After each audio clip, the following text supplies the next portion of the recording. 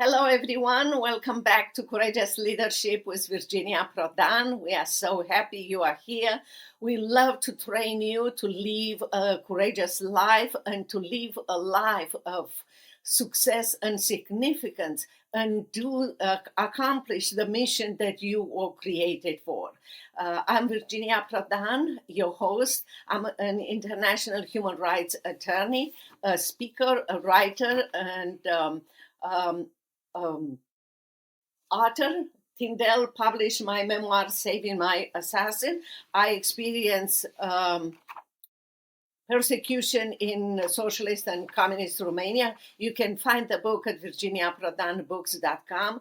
And today, because we want to train you how to be a courageous leader, we have the honor and the privilege to have a real courageous leader that will share lots of things about her life and what she's doing. And I hope you will take notes and you will be encouraged by everything that Cheryl Chumley will share with us. She is the Washington Times online opinion editor. She is a commentary writer and the host, a podcast host of Bold and Blunt, podcast of the Washington Times. She's also a frequent media guest and a public speaker. Thank you, Cheryl, for coming to our podcast.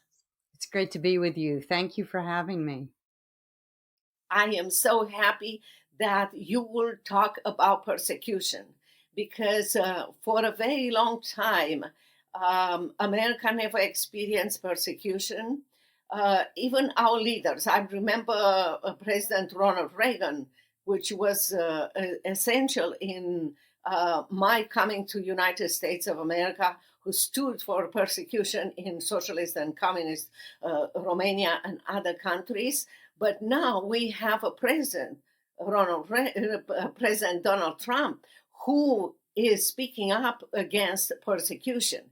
And lots of podcasts like your podcast, the Washington Times speaking about. So it's good to have back into our life what other brothers and sisters around the world are suffering under persecution.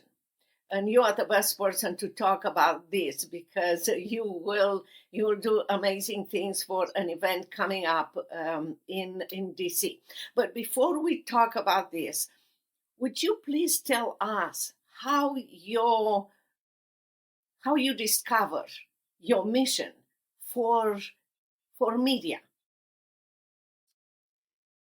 That's an interesting question, and thank you for asking it. Thank you for giving me an opportunity to speak on that. So, yeah, I believe that individuals are all endowed by God with certain gifts and talents, and from a very young age, I had a talent for writing. And that was something that just sort of came naturally to me. And honestly, I thought everybody could write. And it wasn't until I found out that not everybody could write that I sort of discovered, oh, this is something that God wants me to do with my life. And so I've written fiction, I've written nonfiction. Journalism is where I'm at now, and I have been for almost 30 years. And it's just something that I consider God's gift for me to help spread biblical truths, Christian truths, constitutional truths through the media. In this current environment in America, how would you encourage young people to be involved in the media and to do what you just expressed, how you found your mission to present the truth and God's values? So the media need more than almost any other field at this time in American history, more than politics, more than the education system, more than the business world. The media really are begging for those of Christian evangelical mindsets to go into the field as a career. And, as much as we need moral people in politics, in government, in business, those with a Judeo Christian mindset and understanding in schools, the media really needs it, because where the media has fallen in recent years is not only are they failing to report the truths, but when they're outed for their lies and deceptions, they don't even apologize. There is no shameful moment for many in the media anymore. And I know that there have been several notable firings in the last couple years of media members who have been outed as doing the work more of the far leftist interests than they are of the American people. But that's just a drop in the bucket of what goes forth every day in the American media. The propaganda machine is never ending in the media, and it is very skilled at putting forth a leftist agenda, a secularist agenda, and doing so in a way that many people don't realize. So if any venue, any field needs Christians in it, it's the media right now. What is your opinion about how young generation will take the media, and how do they use the media? Well, the younger generations, it's very different how they consume media. When I was growing up, there were the three major news channels: ABC, CBS, NBC, and everybody sat down and they watched the 60 Minutes on Sunday. They watched an hour of news at night and maybe read a newspaper in the day and felt like they were fully informed. Well, today's media is put out through 27 characters on X, right? That's how, or TikTok, a quick video clip on TikTok or Facebook or Instagram. And that's how many in the younger generations are consuming their media. And in a way, that's good, right? Because it opens the doors for many, many other people to present truths using just their smartphone on a daily basis and throw it out on media where people can see the news as it's unfolding, not just as the New York Times or Washington Post wants to package it. But at the same time, there's a lot of room there for deceptions and gaslighting. And a particular concern to me is out of context, little bits and pieces of reports that go forth. Because if you don't put things in their proper context when you report them, you can make a 30-second video clip mean whatever you want it to mean. So the younger generation is definitely into this quick hit video or social media short segment of news. There's good and bad to that. Yes. Um, when you spoke about the media and the fact that, when you grew up, you stood in front of the TV or radio and you listen and everything, to my mind came the fact that for us, media and the communist, socialist and communist was 2 hours a day television. We have just one channel, and the channel presented everything about our dictator and was talking about how all wonderful life he is giving us. And when we will go outside in a grocery store or something, we didn't have anything, but that was used, the media was used as a propaganda to train us and also to tell us, you have to repeat what I am telling you, otherwise you will disappear. So what a difference between, media and socialists and communists, and media in freedom. And that's very important for young people to know and understand and keep America free. And one of the things that in keeping America free is talking about persecution. Would you share with us? I know you will be the MC for this event in Washington, D.C. Would you talk with our audience a little bit more about that? About religious persecution and persecution of Christians. And, it's funny because when you say that, everybody's mind sort of goes overseas, right? It goes right to China, or it goes to a Muslim dominated country, or of late it goes to Nigeria, right? Which is where the president has just put his particular focus, promising to eradicate the radical Islamism that's killing Christians over there. I think the latest figure was up to 35 a day, Christians being slaughtered by Muslim radicals in Nigeria. But look, you have to realize that in our own country, in America, land of the free, where we come from, in a place of American exceptionalism that's rooted in the idea of God-given individual liberties and rights, and where we have a First Amendment that guarantees those God-given liberties and rights, freedom of expression and religion. Even in our own country, we face religious persecution. It's not the type that, beheads people for believing in God, but it is the type that slyly, under disguise of tolerance, right, pushes out Christianity from the public arena. And if you look at what takes place in America, it's always that sort of the persecution against Christians takes the form of removing Christianity from the public arena. The First Liberty, what First Liberty Institute right now is fighting a case. A teacher in Connecticut was facing persecution from her school because she's Catholic and she displayed a crucifix on her desk. And so now she's facing firing. She's facing loss of her income. She was a teacher for 30 years, and she has to fight for the right to remain a teacher simply for placing a crucifix on her desk in school. So this is the type of persecution that goes forth in America. And it's very often a lot harder to fight than it is when you have that violent uprising against Christians. Because here in America, it's harder to pinpoint the enemy when it's that deceptive, when it's that sort of ingrained in society.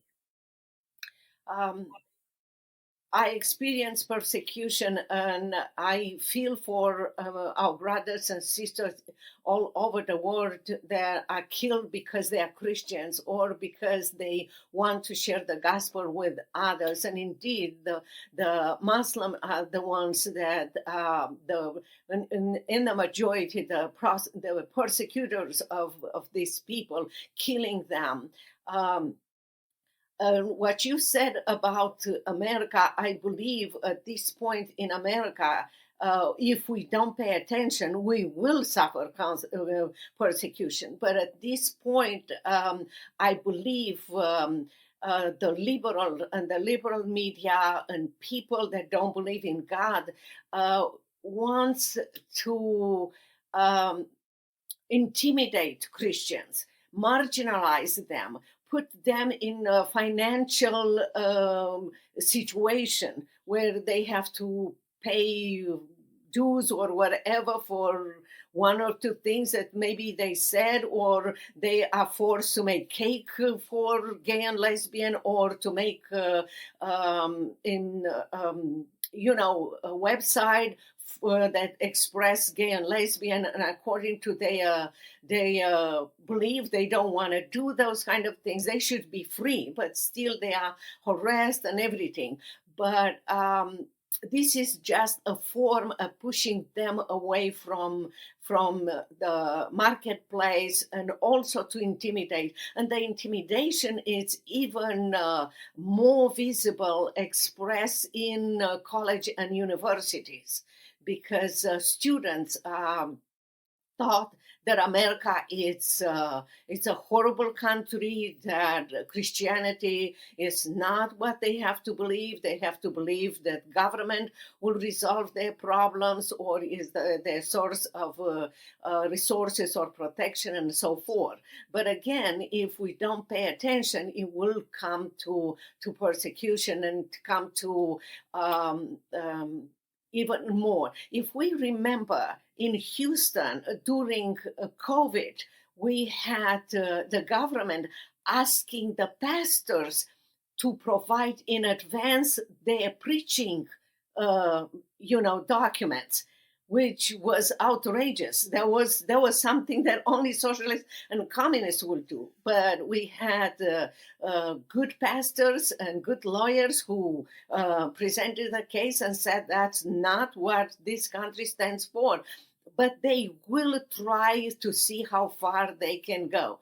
And also, another thing that I want to mention is I know from my own experience how important was in my own life, in the life of Romanian people, when America was powerful. Christian people came to Romania and supported us. And we have to go to that place again to be a strong Christian nation, to pray for our brothers and sisters, but also to stand up and speak up for them.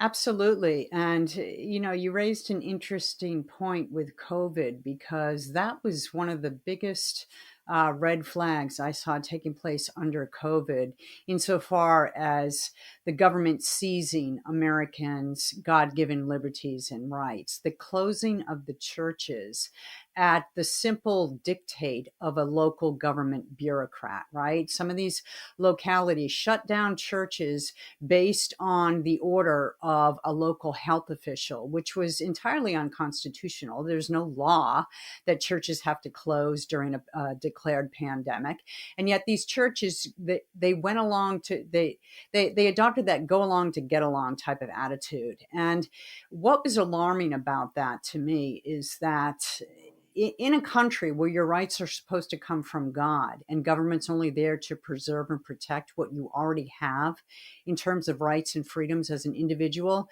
if you don't have a thriving church community and a thriving Christian community, then God is removed from that equation. And you can't have God given rights at the same time you have government granted rights. And under COVID, it just seemed like God given went out the window and government granted stepped into the void. And all of a sudden, churches were showing the weakness that they had become by shutting their doors for, reasons that should never have been in the government's hands to decide in the first place. So, you talk about persecution of Christianity in this country, and that to me was a clanging gong of warning, showing how far we've strayed from the God given that we're supposed to be. That is so true. Um, we know that we're going to have an event December 4th in Museum of the Bible, Persecuted and Prevailing. And like I said, you will be the MC of this event. What do you think this event will accomplish? Well, I think it will open attendees' eyes to the extent of persecution of religious belief, and in particular Christian belief in this country. Because, as I said, I still think that one of the biggest stumbling blocks to fighting Christian persecution, whether in America or around the world, is the awareness of its taking place. And you can look at Nigeria and you can see for years and years those Christians there have been persecuted in the most vile of manners. And yet the world has sort of yawned about it or not believed it, or it's over there, it doesn't impact me. And then in America, when you talk about Christian persecution, some people just come out and laugh because they think it doesn't happen here. Well, wrong on both counts, right? It happens around the world in the most vicious, brutal of manners, and it happens in America here within our very own country in a much more sly and subtle, yet no less evil manner. And so I think when you ask what will be accomplished, I believe at the end of the evening, those who attend will have their eyes open to the actual evil persecution of Christianity that goes forth both around the world and in America. It is absolutely great. I agree with you. Who do you think will participate on this event on December 4th? Well, I've been putting out the notification on my social medias, and I plan to continue to do that. So I know that we have in DC. It's a great location, right? Museum of the Bible. You couldn't have picked a better location. And it's coming at a great time as we enter the holiday season, as we enter one of the most revered times for Christians, but not too close that people are going to be traveling. So when you ask who will attend, I think we're going to have a lot of people in the DC area, maybe in the political crowd, those in church communities in the vicinity, and friends of mine and yours, and friends of attendees, just interested parties who want to be educated on the extent and level of persecution that goes forth in America. Oh, that is great. I know I put a lot of announcements on my social media, and I will continue to speak as we get closer to the event. I'm one of the speakers there, and I got such an amazing response, and many people saying if I don't have the time to come to DC, it's any possibility to be streamed live or something. I have even friends that interview me on UK television, and they had seen the announcement and they asked the same question. So if I'm not mistaken, it's going to be later on a possibility for them to watch the event. Is that true? As far as I know, I'm just learning the same type of info that you're telling right now. So we have a little time still left to gather some more interest, and I have some more friends in the media whom I hope will attend. And if so, then there's a chance for live streaming and the reporting both during and after the event to go even farther. So we'll see how it goes, but I'm very optimistic about the interest. Yes, me too. I am very optimistic, and you will see when I come over there that I'm under 5 feet tall. I'm a very small person. In Romania, I was 82 pounds, and God used me for His glory. Dictator believed that he had my life in his hands, and he was so wrong. He has been dead. He was killed more than 35 years ago. And by the grace of God, I go around the world and in America and share what God has done it to me. He, even under persecution, he changed Romania from a socialist country to a democratic country. And I ask people to let God use them as a tool in his hands, because I was a tool in his hands and I am a tool in his hands. I continue my work as an attorney with Alliance Defender Freedom here in America, and I defend people that have been robbed or tried to be robbed by the government or different organization or groups, because God can use each one of us. He gave us a specific area. You have an amazing platform. Someone else can have their own platform, and each of us, we have a role. There is no person that cannot be used by God for His glory, and you use your platform in an amazing way. Well, thank you. And, I agree with you completely that no matter how big or small the voice, no matter if you're just 82 pounds, right? God doesn't have boundaries and restrictions. All he looks for is a willing heart to carry forth biblical truths. And if you're committed to doing that, I think God opens doors.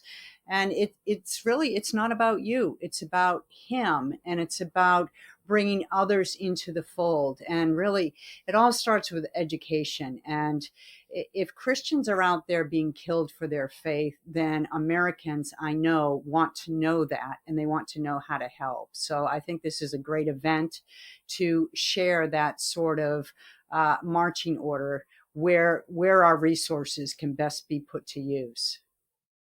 You are so right. In fact, the reason God can use everyone and God can change everybody's life. The reason my book it's called "Saving My Assassin" is because the dictator was so fed up with me because I was exposing him to the world that he sent secret police, one of his guards, dressed normal to my office as a client. And when he came to my office, he put his gun on my face and said, "I'm here to kill you."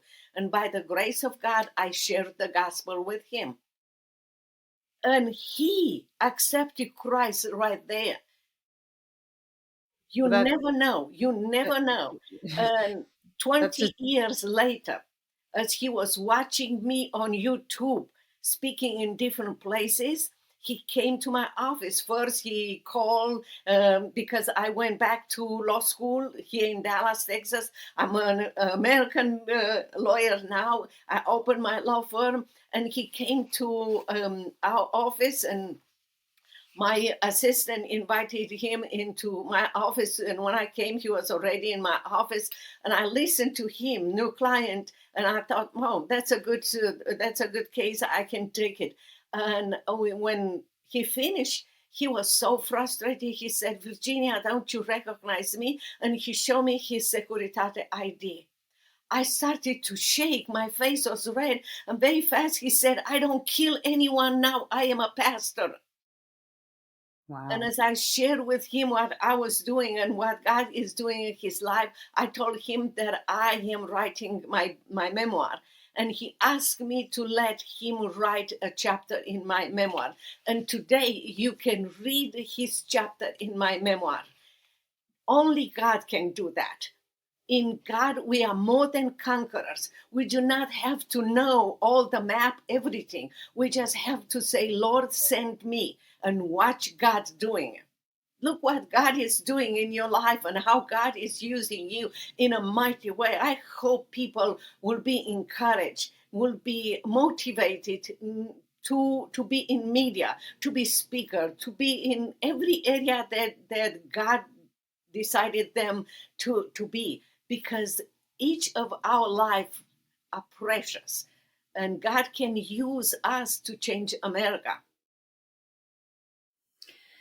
That's about as powerful a story, your personal story, as Paul in the Bible after being beaten and thrown in jail, and then he just evangelized in jail. I mean, that's just it's an amazing story, and yeah, it's it's that type of overcoming persecution to glorify God and bring others into the fold that not only is this event all about, but I think just being a Christian in general is what it's all about.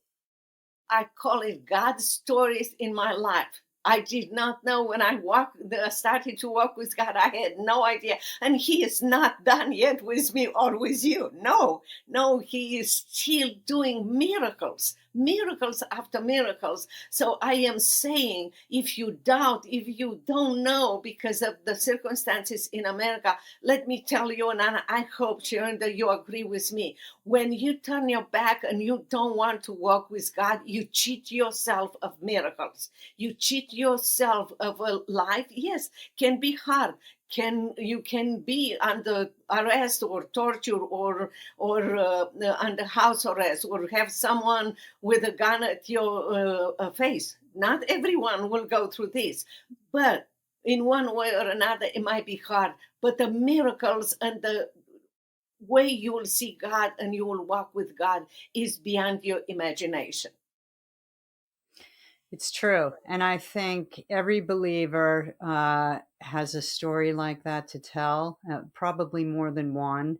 And some believers have come from some very dark pasts and had to overcome some very dark, sin-filled backgrounds to reach the level of understanding and walk with God that they have. And really, the darker the past, just the brighter God's glory shines.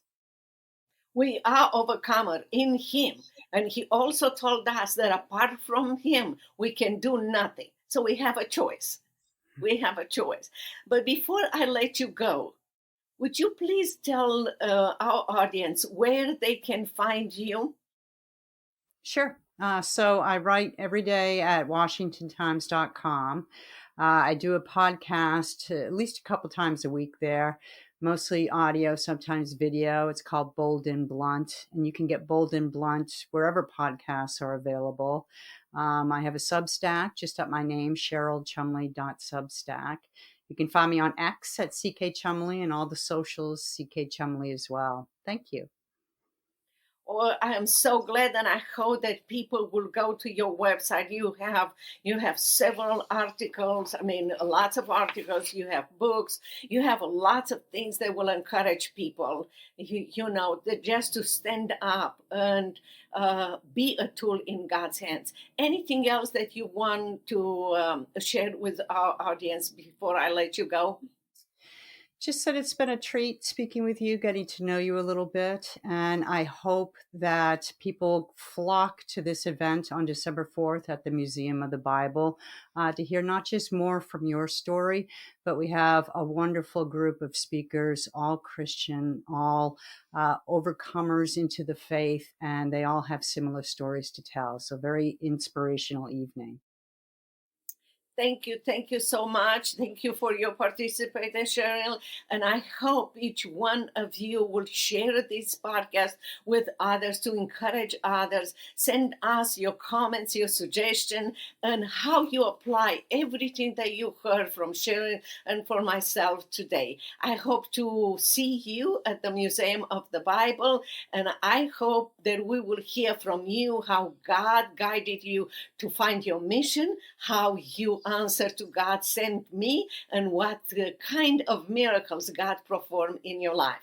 Until the next time, God bless you, and don't forget to go to virginiaprodanbooks.com slash contact if you have any question or if you need any help. I'm here to help you. God bless you and see you next time. Thank you, Cheryl. Thank you.